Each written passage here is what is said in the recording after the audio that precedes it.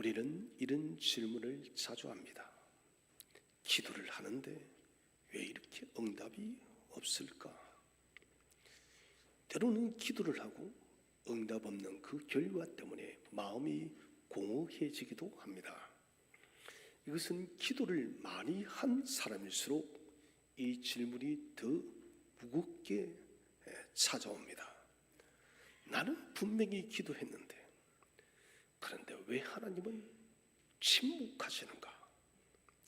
처음에는 믿음이 부족해서 그런가 싶어 더 열심히 합니다.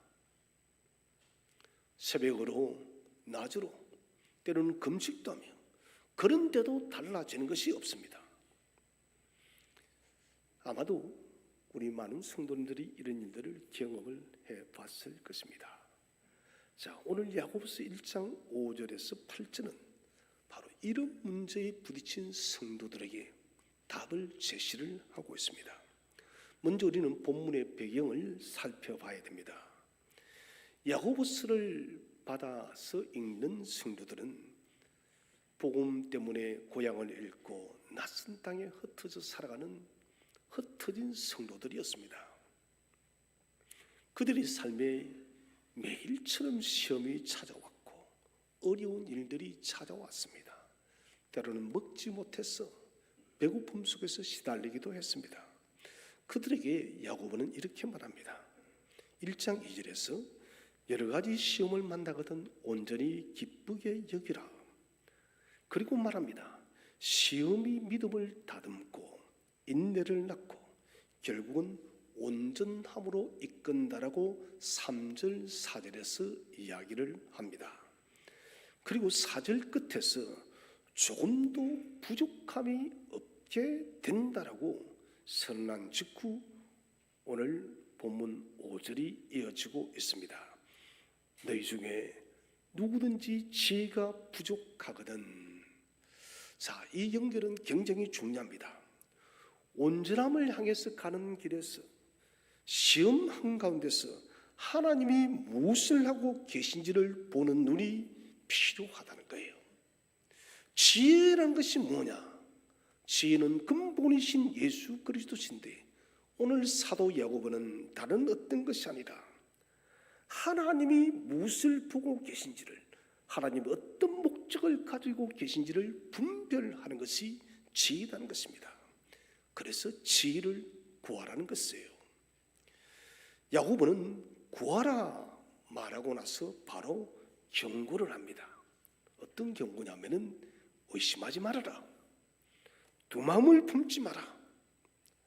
기도가 여러분 공허하게 느껴지는 결정적인 이유는 바로 이 두 가지 요소입니다.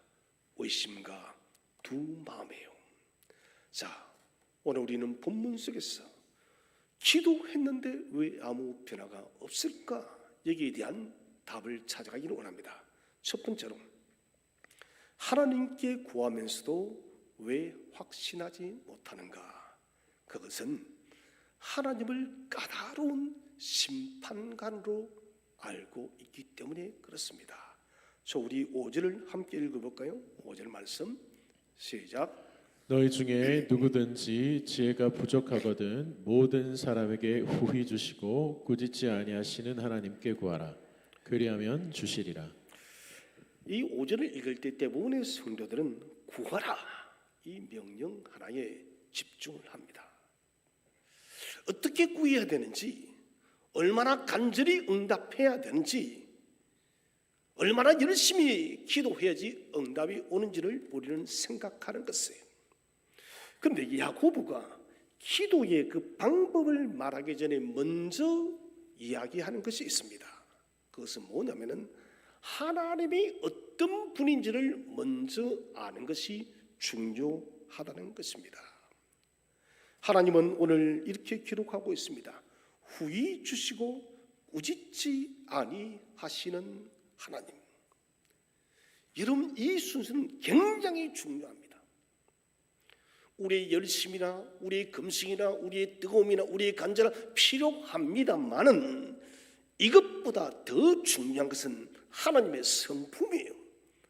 우리 하나님은 후히 주시고 꾸짖지 아니하시는 본성을 가지신 분이심을 믿으시길 바랍니다.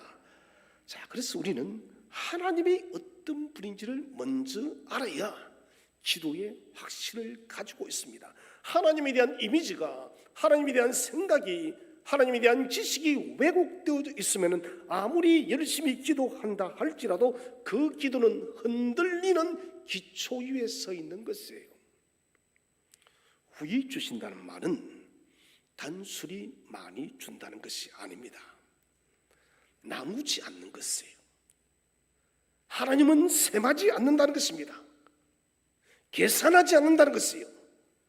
한결같이 준다는 것이 후히 주신다는 거예요. 구약 성경이 하나님의 사랑을 표현할 때 가장 많이 쓰는 단어가 헤세드라는 단어입니다. 이 헤세드는 우리가 번역할 때 인내하신 하나님, 자비의 하나님, 비슷한 말입니다. 헤세드, 인내의 본질은 무엇일까요? 그것은 다른 상대방이 약속을 어겼다 할지라도 실망을 줬습니다. 나를 배신했습니다.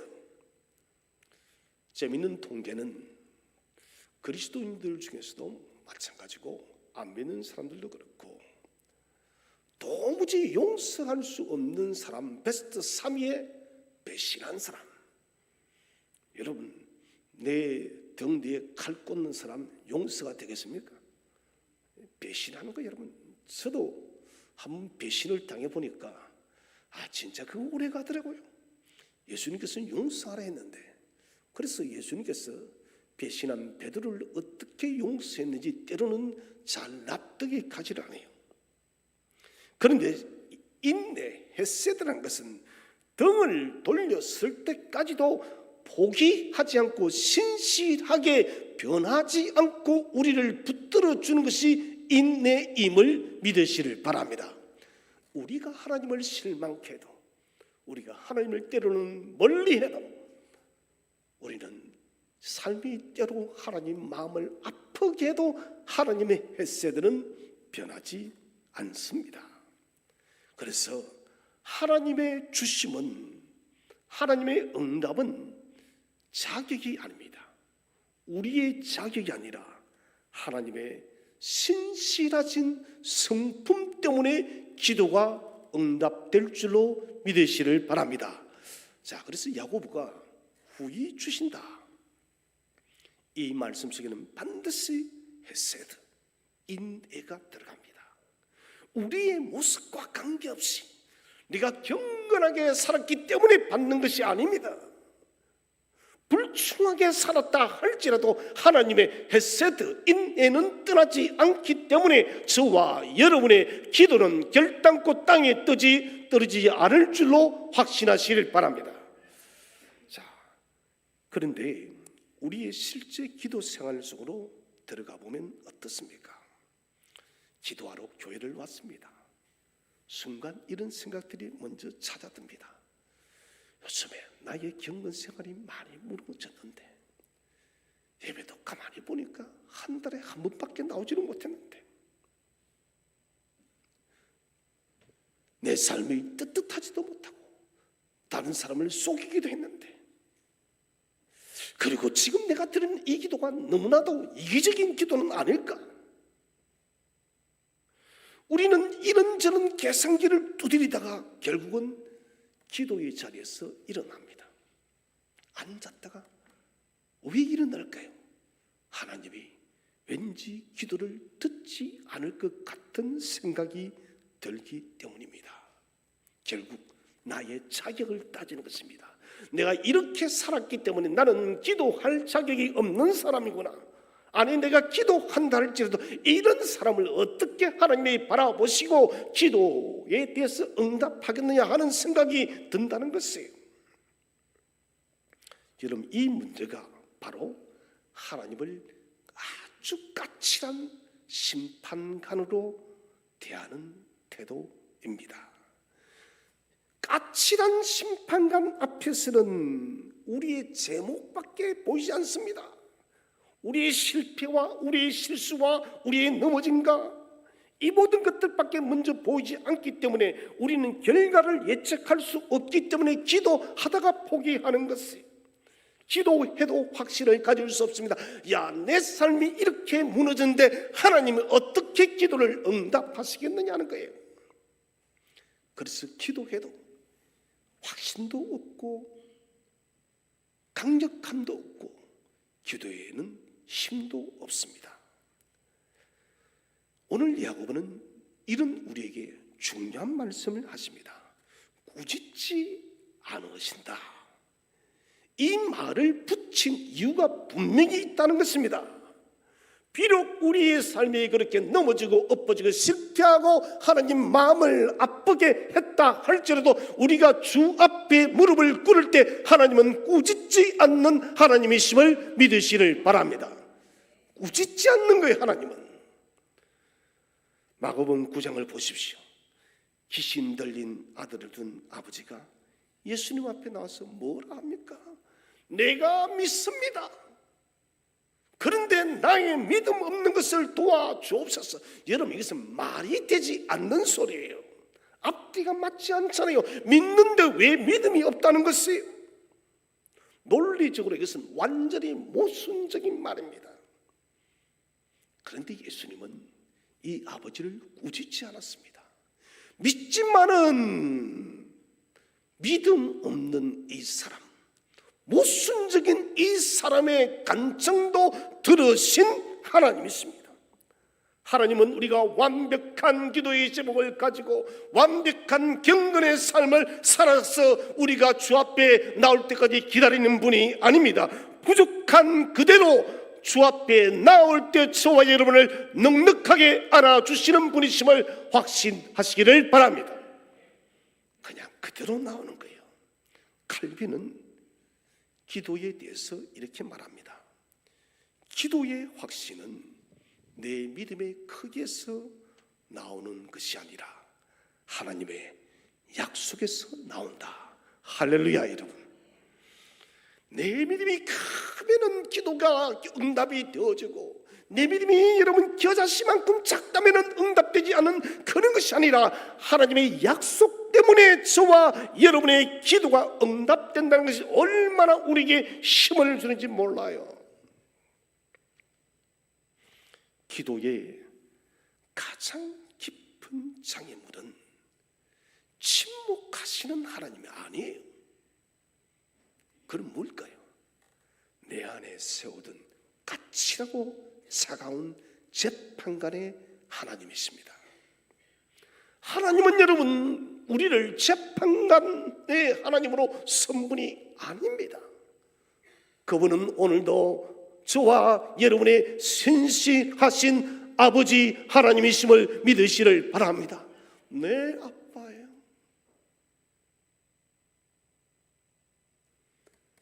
아이들을 많이 키우다 보니 이런저런 일들이 많이 있습니다. 언제가 아이가 펑펑 울면서 아빠하고 전화가 왔어요. 뭐 언니가 오니까 동생들로 따라서 같이 울고 부니까 난리 났어요. 내가 들어보니까 저거들에게는 큰 문제고 나에게는 큰 문제가 아니에요.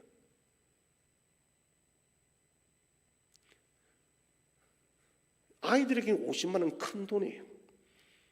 카드를 썼는데 50만 원을 갚을 길이 없는 거예요. 그래서 펑펑 울면서 예린이가 저는 아빠 큰일 났어. 수지 언니가 50만 원이 없어가지고 눈물을 펑펑 흘리고 어쩔 줄 몰라. 사실 저게는 그게 큰 문제가 아니잖아요. 그래서 내가 그래서 그게 뭔 울 예린이 아빠한테 이야기하지. 그래서 보내주니까 아빠 고마워요. 아빠는 재판관이 아닙니다. 내 아버지는 재판관이 아닙니다. 가장 자비하신 나의 아버지이심을 확신하시기를 바랍니다. 우리는 무릎을 꿇기 전에 이미 스스로를 신문하고 있습니다. 오늘의 실패, 어제의 게으름, 반복된 죄, 그렇게 마음속 법정에서 우리를 유죄를 선고하고 있는 것입니다. 그렇기 때문에 아버지의 집의 문턱에 이르지를 못하는 것이에요. 그런데 기도는 자격증을 내미는 행위가 아닙니다. 하나님, 내가 이렇게 살았으니까 기도드려도 괜찮겠죠? 이게 아니다는 것이에요. 상한 얼굴, 실패한 얼굴, 상처난 얼굴, 힘겨웠던 삶 그대로 가지고 가는 것입니다. 그리스도인은 확신이 있어서 자격이 되어서 하나님께 나아가는 사람이 아니라 자격이 없어도 아버지께 나아가는 사람임을 믿으시를 바랍니다. 그래서 믿음이 흔들리는 날에는 여러분 그냥 엎드리십시오. 여전히 기도의 문은 열려 있습니다. 그 문을 여는 손은 나의 경건이 아니라 하나님의 헤세드 인자임을 믿으시기를 바랍니다. 두 번째로, 기도는 하는데 왜 마음은 계속 흔들릴까요? 그 이유는 믿음의 다시 상황이라는 모리 위에 내려져 있기 때문에 그렇습니다. 자, 우리 6절 말씀을 한번 읽어보겠습니다. 6절 말씀 시작.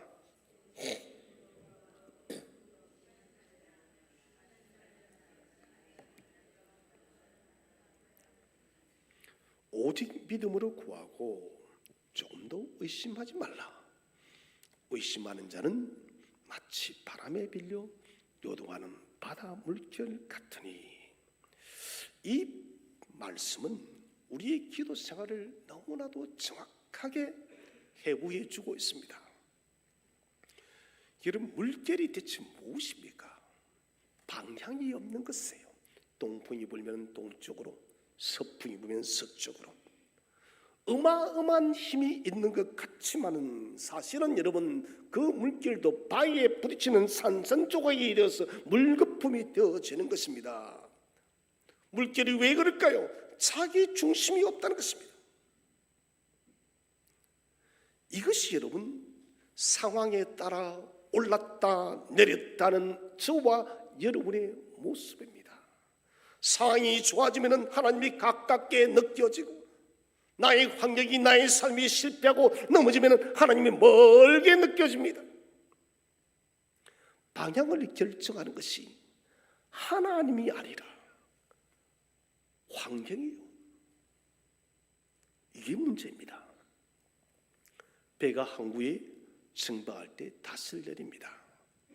다시 단단한 해저 바닥에 박혀 있으면 거센 파도가 쳐도 배는 그 자리를 굳게 지킵니다. 그런데 다시 모래 위에 얹혀만 있으면 작은 파도에도 배가 밀려납니다. 결국 우리의 마음에 다시 어디에 내려져 있는가, 이것이 여러분 중요한 것입니다. 매일 아침 우리의 핸드폰을 열 때마다 급하게 들려오는 세상의 뉴스가 우리의 마음을 움직입니까? 어떠한 중요한 일에 대한 결과지가 우리의 마음을 움직이고 있습니까? 여러분, 이 모든 것들은 모래 위에 우리의 마음에 닷을 내려서 그런 것입니다. 사랑하는 성도 여러분, 환경과 상황 위에 우리의 마음에 닷을 내리는 사람이 아니라 변하지 않는 신실하신 하나님의 약속의 반석 위에 마음의 닷을 내리시기를 바랍니다. 여기에 닷을 내려야 돼요. 야고보가 겨냥하는 더 깊은 문제가 있습니다. 6절에 보시면은 의심하는 자. 자, 이 말이 무슨 말일까요? 의심한다. 이것은 단순히 우리가 물음표를 찍는 그런 문제가 아니에요. 양쪽을 번갈아서 저울질하는 사람을 의심하는 자라는 것입니다. 한쪽에는 하나님의 약속을 올려놓고 다른 한쪽에는 나의 현실을 올려놓습니다. 어느 쪽이 더 무거운지를 늘 재어보는 것입니다. 로마서 4장 20절에서 아브라함을 이야기할 때 바울은 말합니다. 믿음이 없어 하나님의 약속을 의심하지 않았다. 자, 이 믿음이 없어, 이 말씀이 오늘 1장 6절의 의심과 똑같은 단어입니다. 아브라함은 백세의 몸으로 사라의 다친 태를 앞에 두고도 하나님의 약속에 대해서 저울질을 하지 않았습니다. 이야, 약속이 진짜 무거울까? 아니면 나의 현실 상황이 무거울까?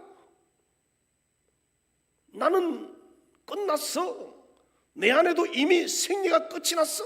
이거 내 현실이 훨씬 더 무게가 더 많이 가는데, 이렇게 저울질을 하지 않았다는 것이에요. 아브라함이 상황을 무시한 것이 아닙니다. 그러면요, 상황보다 하나님의 약속이 더 확실하다는 것을 알았습니다. 다시 내 인생에 다시 하나님의 약속 위에 내려져 있었기 때문에 아브라함은 의심하지 않았다는 것이에요. 사랑하신 여러분, 강하게 믿으면 응답받는다. 맞습니까, 여러분? 아니에요. 세게 믿어야 하나님 응답하는 거 아니에요?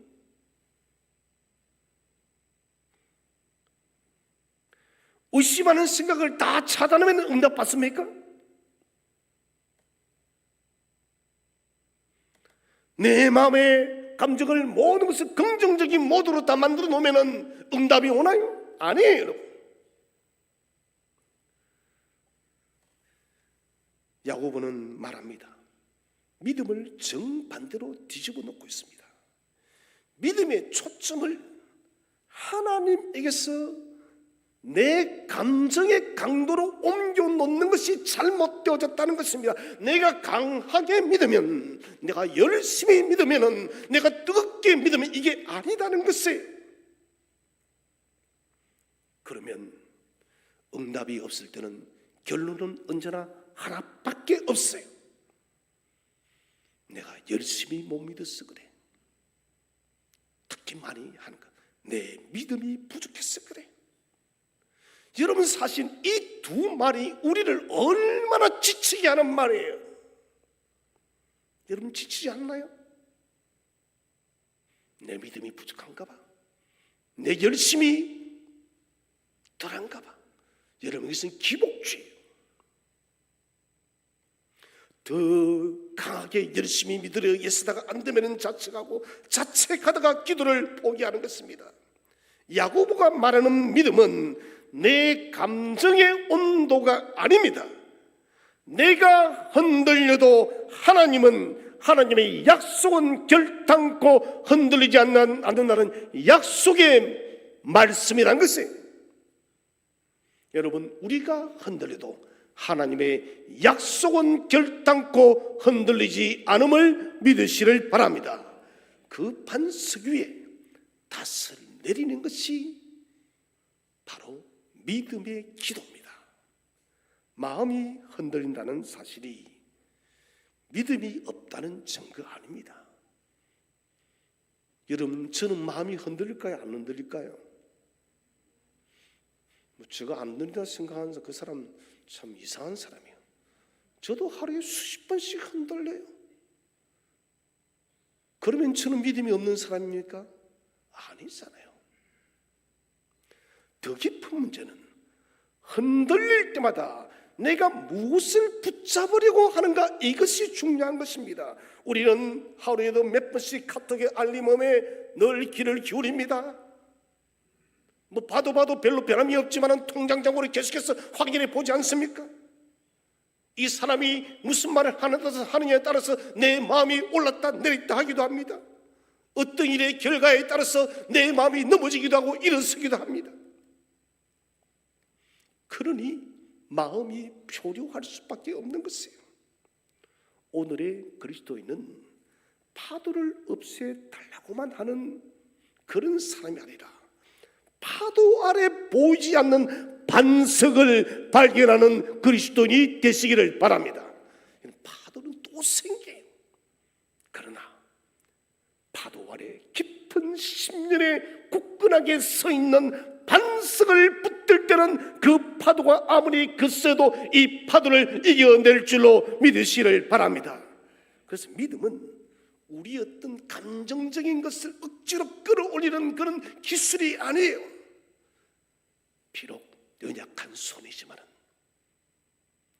떨리는 마음이지만은, 아주 약한 믿음이지만은 그것으로 하나님의 약속을 붙드는 것이 믿음이라는 것을 확신하시기를 바랍니다.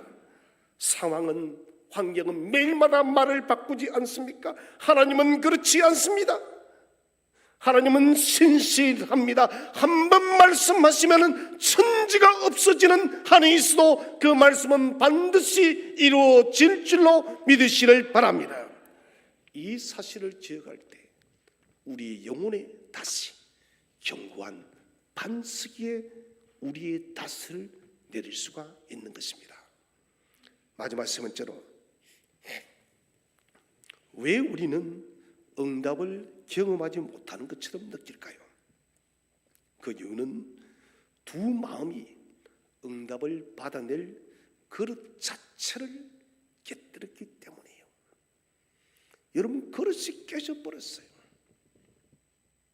얼마 전에 그 컵을 하나 샀었어요. 산지 보니까 제가 보름도 되지 않은 것 같아요. 물을 마시려고 딱 보니까 손잡이가 뚝 떨어져 있어요. 이게 왜 떨어졌나? 그래서 저는 저희 아내가 깨뜨렸나 싶어서 추궁을 했습니다. 아니더라고. 나도 보니까 떨어져 있더라고. 그 보니까 접착한 부분이 뚝 떨어져 있더라고. 그러다 보니 그 잔은 뜨거운 물을 부을 수가 없는 거예요. 마실 수 없는 거예요. 여러분, 마찬가지로 그릇이 깨져버리면은 물을 부어도 셀 수밖에 없는 것입니다. 중요한 것은 응답의 그릇이 깨져 있는데 어떻게 우리가 응답을 받을 수가 있겠어요, 여러분? 받을 수가 없어요. 7절, 8절을 함께 한번 읽어보겠습니다. 7절, 8절 시작.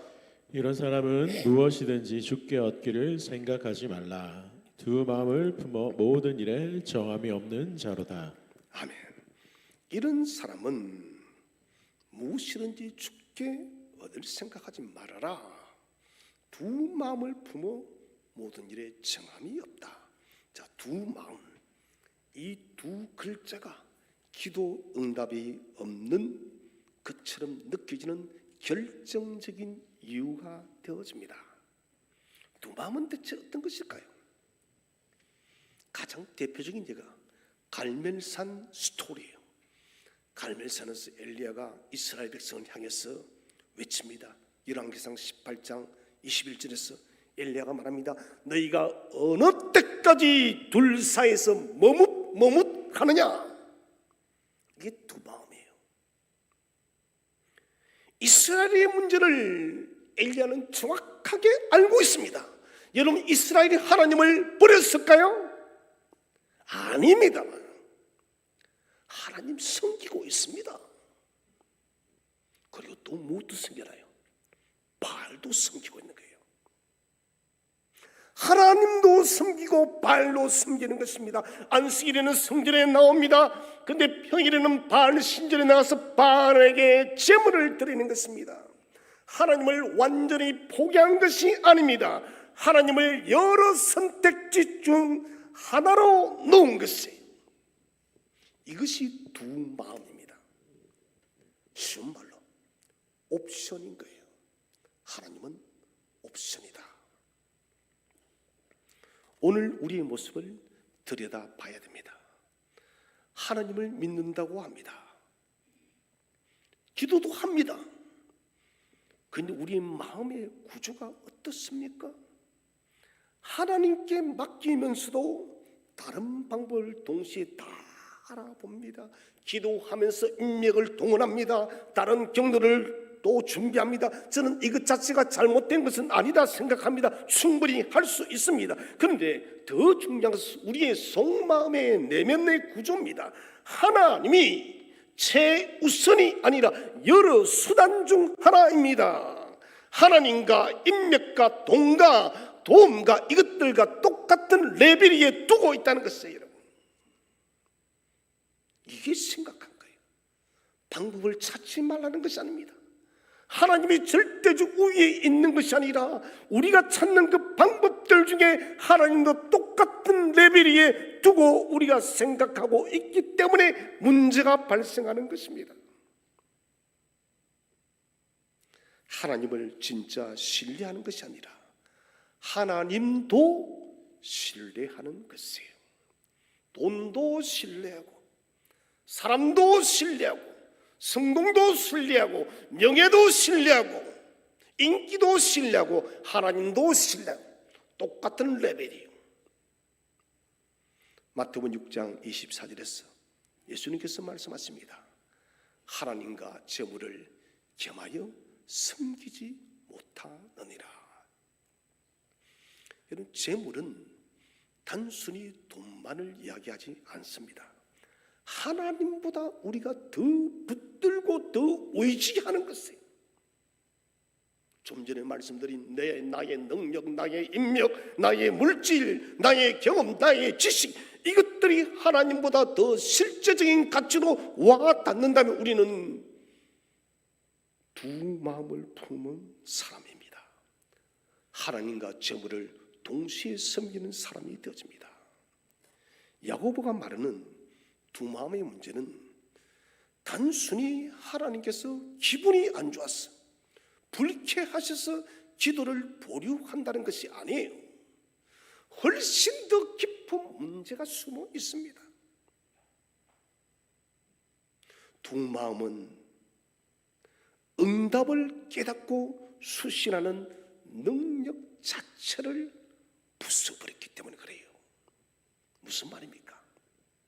하나님은 그런 상황에서도 두 마음을 가지고 이렇게 저렇게 허둥지둥하는 우리들에게도 하나님은 우리를 헤세트 불쌍히 여기셔서 응답하셨는데 우리의 응답하는 수신하는 그릇이 깨져버렸기 때문에 우리는 응답이 온 줄을 모르는 거예요. 이것이 그럼 결정적인 문제예요. 스마트폰으로 통화를 하는데 신호가 약하면 어떻게 됩니까? 상대방은 말하고 있습니다. 수신 상태가 좋지 않으니 들리지 않습니다. 두 마음이 정확하게 이런 상태입니다. 하나님은 비록 그러해도, 비록 우리가 연약해도 응답하고 계시는데, 그런데 마음이 하나님과 세상 사이에 갈라져 있기 때문에 그 응답이 응답으로서 수신되지 않는 거예요. 하나님이 응답으로 주셨는데 우리는 그것이 응답인지 아닌지 모른다는 것입니다. 하나님께서 길을 여셔서 답을 주셨는데도 운이 좋아서 내가 이 많은 노력을 했기 때문에 말씀을 통해서 길을 보여주었는데도 우연이겠지. 응답이 없는 것이 여러분 아닙니다. 응답을 받아내는 우리 마음의 상태, 마음의 그릇이 깨어져 있다는 것입니다. 사랑하신 여러분, 오늘 우리 마음의 그릇을 새 그릇으로 교체하시기를 바랍니다. 새 그릇으로 바꾸세요. 수선해서 안 돼요. 깨끗한 그릇으로 교체하세요. 8절에 정함이 없다. 정함이 없는 자, 무슨 말일까요? 두 마음을 가진 사람은 기도만 흔들리는 것이 아닙니다. 모든 일에 규칙이 없어요. 삶의 중심이 없기 때문에 이렇게 저렇게 마음대로 흘러가는 것입니다. 기도 응답이 없는 것처럼 느껴지는 건 사실 빙산의 일각에 지나지 않습니다. 왜 그럴까요?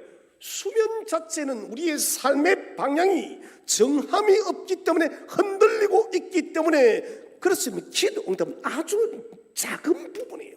근본적으로 우리의 마음이 정함이 없기 때문에 우리는 기도 응답이 와도 그것이 응답인지 아닌지를 구분하지 못하는 것이에요. 오늘 이 말씀을 여러분 꼭 기억하셔야 됩니다. 그렇다면 이 문제를 어떻게 풀어야 되겠습니까? 다시 한 번 더 우리 8절을 읽어보겠습니다. 8절 말씀 다시 한 번 더 읽겠습니다. 시작. 두 마음을 품어 모든 일에 정함이 없는 자로다.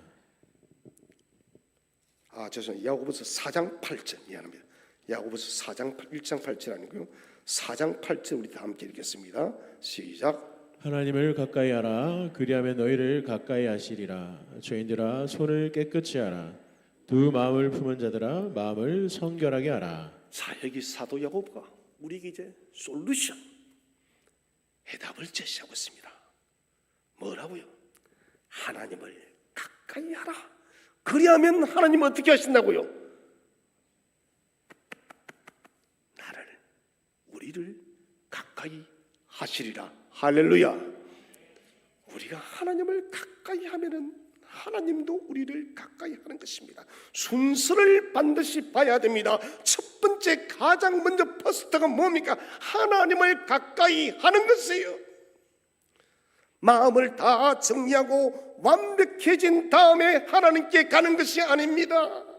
내가 거룩하고 경건하게 완벽하게 살았으면 하나님께 나아가는 것이 아닙니다. 두 마음, 흔들리는 마음, 넘어진 마음, 그 마음이 어떠한다 할지라도 그 상태로 하나님을 가까이 하시기를 바랍니다. 그 자리에서 하나님이 우리의 마음을 만져주는 거예요. 여기에서 복음의 능력이 박동하고 있습니다. 인류 역사에서 완전히 하나님만을 향하여서 한 마음으로, 두 마음이 아니요 한 마음으로 기도한 분은 단 한 분밖에 없습니다. 바로 겟세마네의 예수님이십니다. 십자가를 두고 무엇이라 하십니까? 아버지여, 이 잔을 내게서 거두어 주옵소서. 그리고 이어서 말합니다. 그러나 나의 원대로 마옵시고 아버지의 원대로 하옵소서. 자, 여기는 중요한 비밀이 있습니다. 이 잔을 할 수 있으면 옮겨주세요. 주님의 고통을 숨기지 않는 거예요. 주님의 흔들리는 마음을 감추지 않는 거예요. 하늘의 독생자 예수님도 자신의 연약함을 아버지께 승부께 여러분 숨기지 않고 드러내는 것입니다. 그러므로 여러분 우리의 흔들림이 부끄러움이 아님을 믿으시기를 바랍니다. 괜찮아요 여러분. 그리고 아버지의 뜻에 완전히 맡기게 되어집니다. 두 마음이 없는 완전한 기도가 이렇게 만들어지는 것입니다. 히브리서 5장 8절 9절에서는 예수님의 이 고난을 통해서 온전하게 되셨다 이렇게 기록합니다. 야고보서 1장 2절에서 4절에 말한 시험과 인내와 온전함이 예수님 안에서 완전하게 이루어져서 그 이루어짐이 저와 여러분에게도 그대로 전가되었음을 믿으시기를 바랍니다. 그래서 우리는 기도의 자리에서 가장 우리 마음속에 오래 버티는 우상은 우리는 대부분 불신앙이라 합니다. 아닙니다. 불신앙이 아니라 대안입니다. 다른 방법. 하나님께 맡긴다고 고백하면서도 마음 깊은 곳에는 또 다른 출구를 막 만들고 있습니다.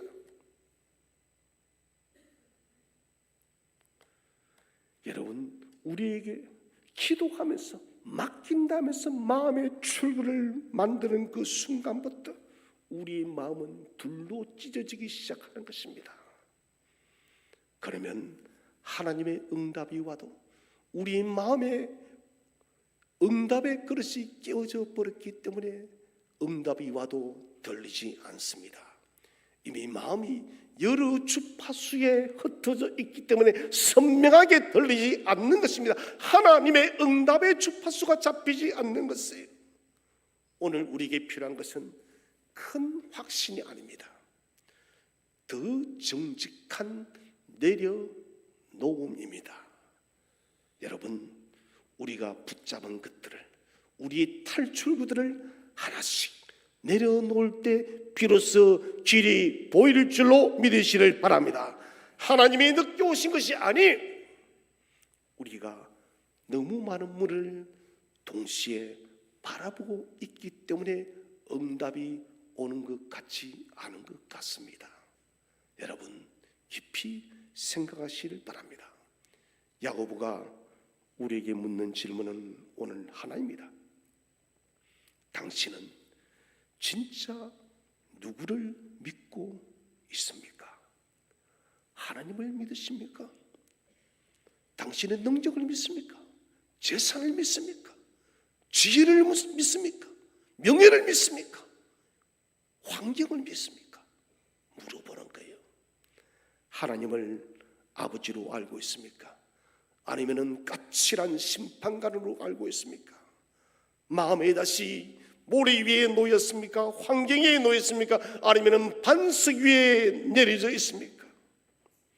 하나님만을 신뢰합니까? 아니면 하나님도 신뢰하고 있습니까? 오늘 본문이 말하는 회복은 세 겹으로 이루어집니다.